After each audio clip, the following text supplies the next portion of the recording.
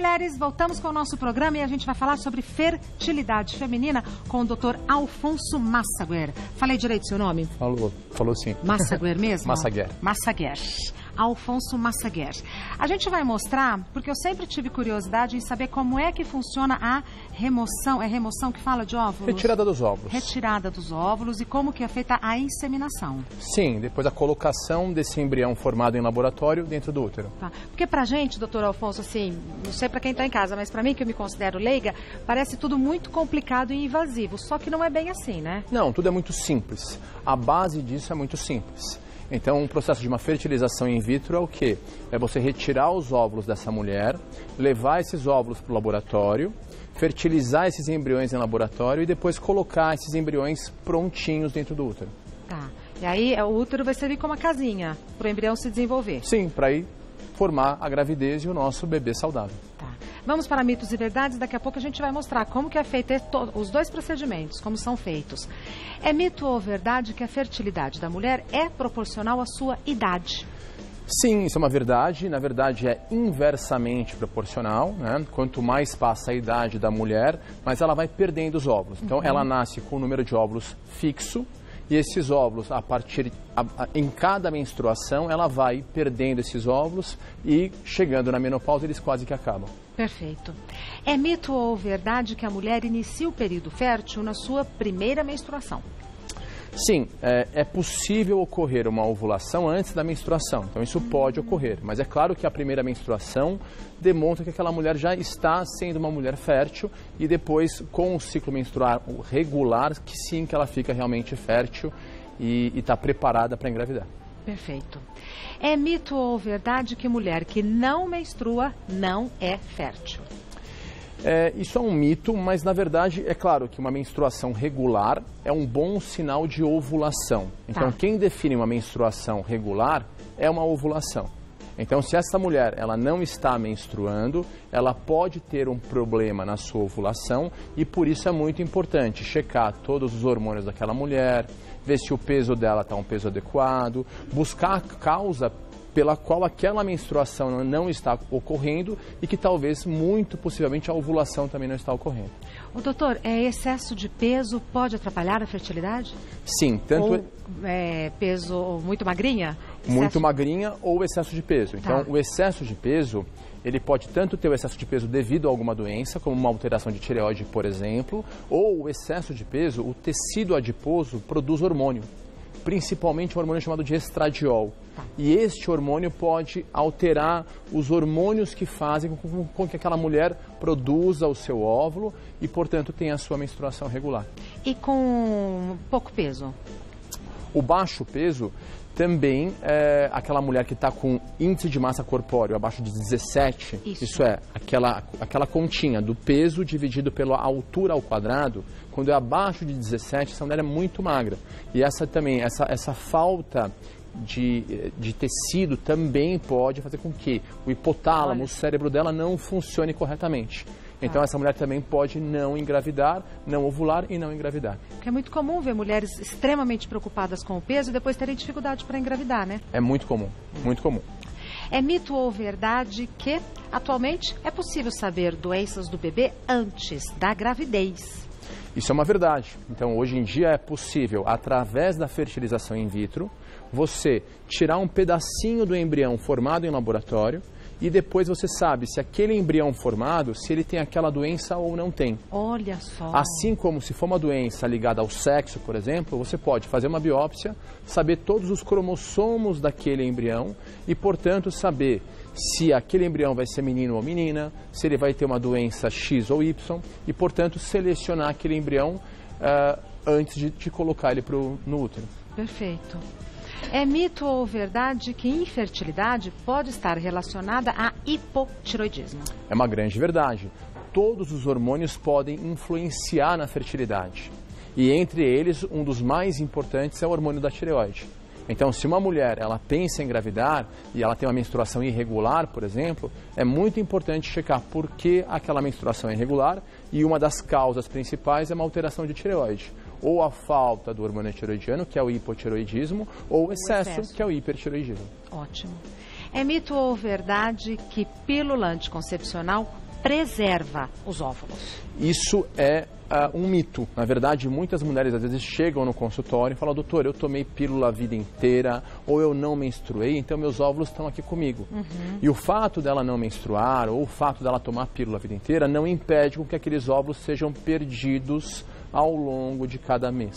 Tá. Então, não é porque ela está com a pílula que ela está protegida de um envelhecimento ovariano e dos riscos de adiar a sua fertilidade.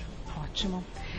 Mais um, é mito ou verdade que é impossível engravidar após a menopausa? Isso era uma verdade há décadas atrás. Impressionante, né? Mas como a medicina evoluiu, Até hoje em isso dia mudou. é claro que é possível uma mulher, após a menopausa, ela o quê? Ela fazer um tratamento de fertilização in vitro com óvulos doados. É claro que tem aquela mulher o quê? A menopausa é a última menstruação da mulher. Tá. É claro que tem aquelas que estão com o ovário fraco e que muitas vezes ainda... O que é ovário fraco? É quando a menstruação começa a falhar, quando o número de óvulos daquele ovário já reduziu muito e a qualidade já abaixou muito. Então, às vezes, acha-se que é menopausa, mas ainda não é. Então, você ainda consegue, em algumas situações, coletar algum óvulo ainda bom e formar um embrião saudável para aquela mulher com o óvulo dela. Tá. Mas em muitas situações, você pode o quê? Pegar um óvulo de uma doadora de óvulos, fertilizar esse óvulo ou com o parceiro dessa mulher ou com o banco de sêmen e formar esse embrião, que vai ser um embrião com potencial de virar um bebê muito alto, porque ele foi formado com um óvulo muito jovem. E no caso de casal homoafetivo, uma das duas pode ser a doadora. E aí Sim. faz a inseminação na outra. É muito comum. Hoje em dia é permitido pelo Conselho de Medicina o quê? Em um casal homoafetivo, em um casal gay, que você tire um óvulo de uma mulher, fertilize com o sêmen de um doador ou até de alguém amigo delas, que também seria o pai no caso, e através da formação deste embrião, eu coloco esse embrião no útero da outra parceira. Tá. Que deve ser uma experiência que eu não consigo nem imaginar, né? Porque as duas são mães, né? É cada vez mais comum. É cada vez mais comum, E é maravilhoso. um modelo de família. Isso, Eu acho que o que importa é cuidar bem do seu filho, claro, fazer uma criança saudável. realizar o sonho de ser mãe, né? Sim. Temos perguntas às nossas telespectadoras e temos aqui os instrumentos que são usados nesse procedimento. Peço que você me aguarde um minutinho. Vamos ver como que funciona esse processo de remoção que fala? Aspiração, retirada. Aspiração. Sempre é a palavra certa. Então vamos lá, como é que funciona, doutor? Então, essa é uma agulha de aspiração. Então, a paciente... Usa essa agulha? Essa agulha, mas a paciente está sedada, então não vai sentir dor nenhuma. Peraí, olha o tamanho da... Ai, por que tão grande? Bom, para conseguir chegar lá, Porque né? você vai, na verdade, por um ultrassom transvaginal. Então, aquele ultrassom transvaginal que a gente realiza na paciente, o que a gente faz? A gente pega esse ultrassom em centro cirúrgico com a paciente sedada, ela não sente nada, e a gente vai o quê? E faz um pequeno furinho pela vagina. Então, não aparece nada. Não tem corte, não tem nada. Tá. E através dessa agulha a gente entra em cada um dos folículos, a gente entra no ovário e aspira cada um dos folículos. Espera lá, posso ver? Posso pegar? Claro, mas a ponta é afiada, cuidado. Isso que eu queria ver.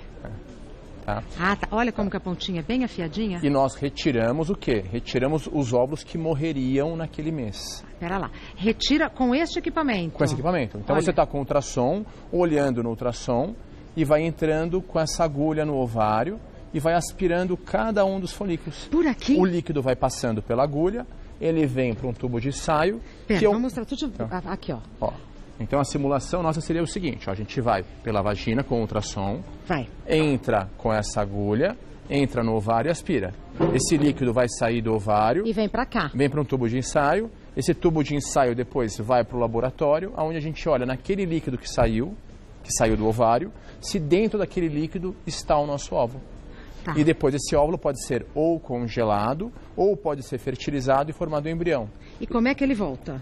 E esse embrião pode ser o quê? Analisado antes dele voltar, para ver os cromossomos dele e os genes. Tá. Esse embrião, depois ele é colocado na pontinha desse catéter. Espera lá bem devagarinho. Aqui. Bem fininho. É tudo muito delicado, muito né? delicado. Na verdade, ele é Põe bem aqui o embrião, ele é doutor. bem mais delicado, ó. Porque, na verdade, a gente coloca esse catéter dentro do útero, e depois o embriologista vem com o embrião colocadinho nessa pontinha e nós colocamos o embrião... O embrião vai estar aqui? Isso, bem nessa pontinha. Aí eu coloco esse embrião lá dentro do útero Gente, que coisa e deixo ele lá. No momento certo dele colar no útero e gerar uma gravidez e o nosso bebê. O primeiro procedimento leva quanto tempo? Na verdade, o primeiro procedimento é a retirada dos ovos. Então, quanto e, tempo? Em geral, 2 semanas.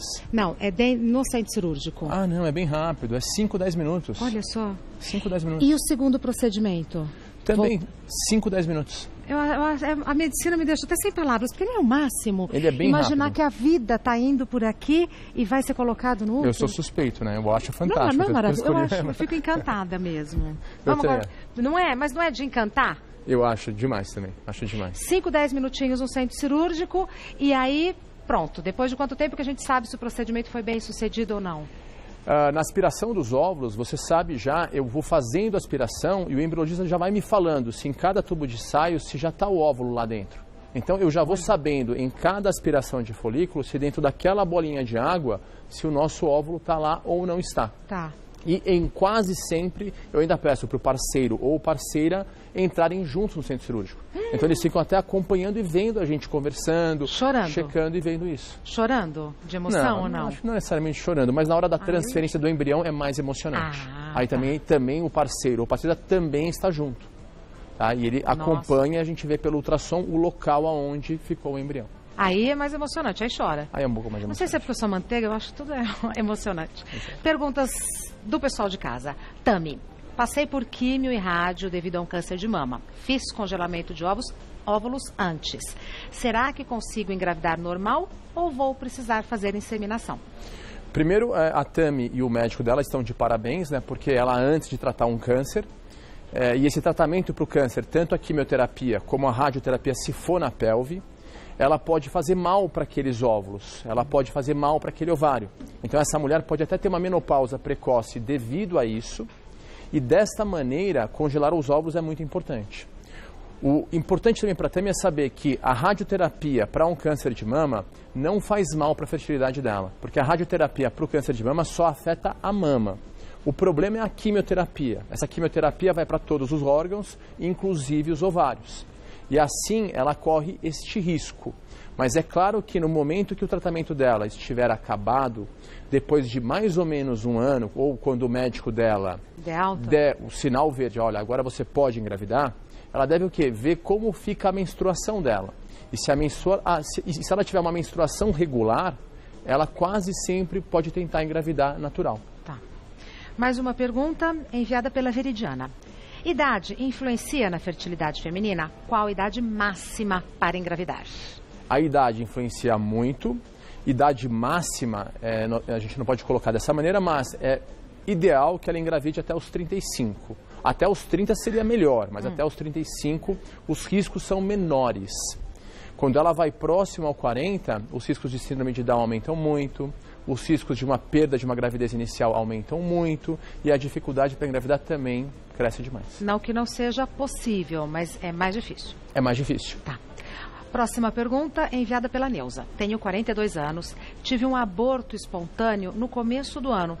Passei 14 anos sem tomar remédio. Posso ainda estar fértil para uma nova gravidez? É claro que ela pode estar fértil, mas ela tem uma idade que merece uma atenção maior. Então, ela tem que checar realmente como está a força desses ovários dela, se realmente o útero dela tem algum problema ou não tem, porque a margem de segurança dela é pequena. Então, é claro que ela pode estar fértil, sim, mas ela merece cuidados a mais para não perder tempo, para conseguir sim ter o filho dela o quanto antes e às vezes não deixar o tempo passar mais e a situação fica mais difícil. Tá certo. Próxima pergunta enviada pela Marlene. Li numa matéria que tomar muito café pode levar à infertilidade. Existe mesmo essa relação? Existe uma pequena relação. Existe? Todo excesso faz mal. Então pode ser o excesso de comida, pode ser o excesso de exercício. Excesso de café. E o excesso de café faz mal. Então se ela tomar até 2, 3 cafés por dia, isso não fará mal. Mas se ela é aquela que toma 10 cafés por dia, 8 por dia, já é um pouco excesso. Então ela deveria reduzir um pouco isso sim. Tanto para engravidar como durante a gravidez também. O excesso também não é indicado. Tá. Próxima pergunta enviada pela Aline. A mulher que ainda está amamentando pode ter dificuldade para engravidar de novo? A amamentação, ela pode bloquear o eixo que estimula a ovulação. Então, uma mulher, depois do parto, se ela estiver amamentando exclusivamente, aquilo é um método de anticoncepção muito eficaz. Agora, passando esse período, ou se ela não estiver amamentando exclusivamente, ela pode sim engravidar. Tá. Mais uma pergunta. Lilian, estou tentando engravidar e gostaria de saber quanto tempo dura o período fértil e em qual momento do mês é mais fácil de engravidar. O período fértil é o período ao redor da ovulação. Como então, assim? Isso é, uma mulher ela ovula 14 dias antes da próxima menstruação.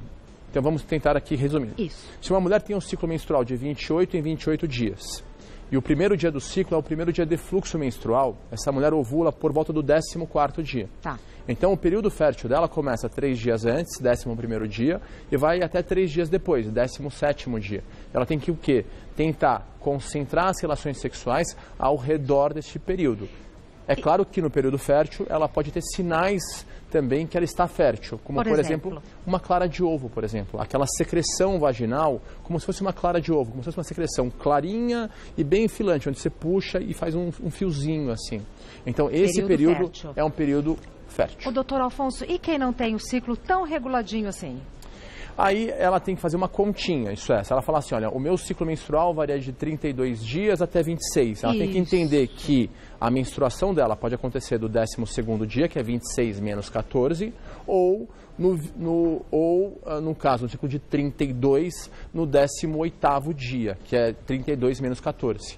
Então, nessa situação, ela tem que tentar ter relação... Cercar esses períodos. E também entender que muitas vezes ela vai ter ou uma dorzinha da ovulação no meio do ciclo menstrual, ou ela vai ter essa clara de ovo, que também é um sinal que ela está no período fértil, ou ela pode também seguir com o seu ginecologista por ultrassom para saber o dia certo que ela está ovulando, tanto por ultrassom como por hormônios. É uma outra maneira. Ótimo. Mais uma pergunta. Eliane, como posso fazer para aumentar a minha fertilidade? Tem várias maneiras. Primeiro, eu acho que antes de tudo, hábito de vida saudável. Então, você ter uma boa alimentação, você manter um bom peso, fazer ginástica. Quanto mais saudável é o seu corpo, mais fértil você, em geral, é. Depois, não retardar muito a sua gravidez. Isso é, às vezes as pessoas esperam um mundo perfeito, ou até um homem perfeito, ou até a parceira perfeita. Então, não retardar tanto a fertilidade. E é claro que se ela realmente tiver que retardar essa fertilidade, esse primeiro filho, o congelamento de óvulos é uma opção que hoje em dia cada vez é mais utilizado. Então, em um congelamento de óvulos, você o quê? Aspira os óvulos que morreriam naquele mês. Então, ela não tem nenhum tipo de prejuízo.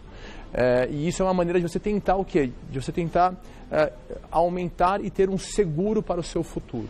Agora, uma curiosidade. É congelamento de ovos ou o procedimento é igual ao que a gente viu aqui? Totalmente igual, porque você só aspira os óvulos com essa agulha. Como que congela? Em nitrogênio líquido. Aqui mesmo no Brasil, na clínica e tal? Não vai lá para... Não, tudo em nitrogênio líquido, tudo feito na clínica, é muito fácil. É muito simples, é. Sim. É muito simples. E aí, quanto tempo o óvulo pode ficar congelado? Esse período não está determinado, mas já tem várias gestações de anos de congelamento de óvulos. Olha que máximo. Muito legal, é um assunto assim que me encanta, porque eu acho, né... É um milagre, é um milagre. Dr. Alfonso Massaguer? Massaguer é especialista em reprodução humana e diretor médico da Clínica Mãe. Que nome lindo dessa Clínica Mãe. O site é clinicamai.med.br. Clínica Mai, que é mãe, sem o circunflexo. Clínica Mai, sem o tio, perdão. clinicamai.med.br. O telefone é 11 4305 6070. 4305 6070. Muito obrigada. Parabéns por essa linda profissão. Obrigada. Obrigada. Até a próxima. Será.